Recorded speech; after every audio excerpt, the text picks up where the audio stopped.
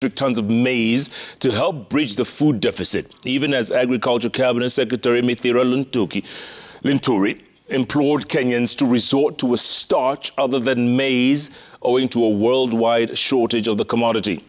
During an appearance before the Agriculture Committee, Linturi stated that they had ordered yellow maize and soya beans to cater for livestock and minimize the use of white maize, even as he made a case for rice, bananas and other local starches.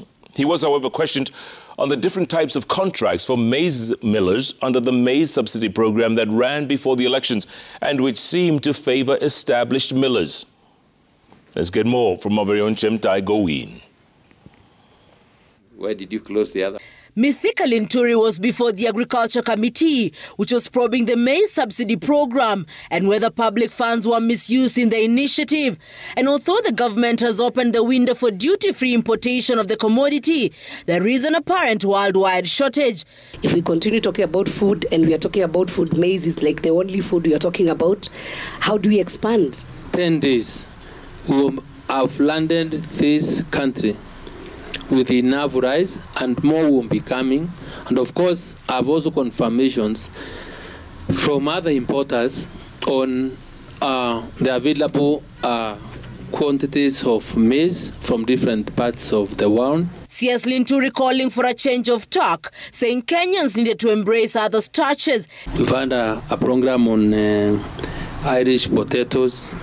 We know wheat is a source of starch, and bananas, and many others. So we are just trying to be more strategic. The Cabinet Secretary was then put to task to explain the obligation of the contracts given to the Cereal Millers Association and the Grain Owners Millers Association to distribute subsidized maize flour, as it emerged that they were different. And the contract which has been provided by the ministry today are different. To us, they are official. The reason why we are saying they are official, one has a clear position, the other one has a modified position. One is very tough on the millers, strict on the millers.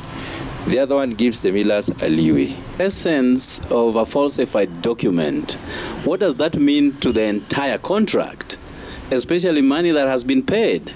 And what does that therefore feed into what is yet to be paid? Do we then assume there was no transaction at the end of the day? We are not able also to access the minutes or the deliberations of the meetings that were making decisions some other places outside the Ministry of Agriculture.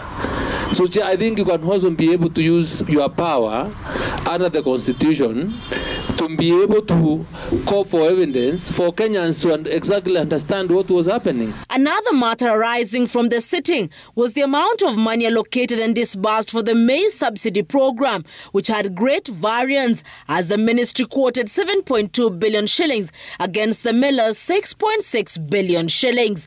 Chemtai Owing, Citizen TV. Now,